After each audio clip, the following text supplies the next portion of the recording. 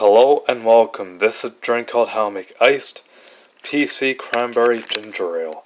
First thing you gotta do is you put the ice cubes into the glass.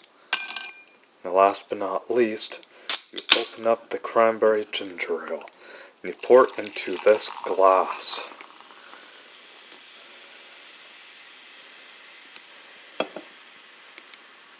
Let's settle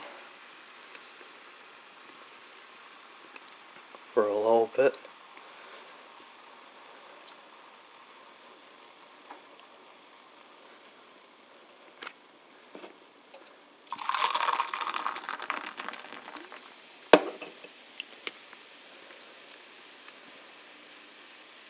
And let's settle again so it doesn't overflow.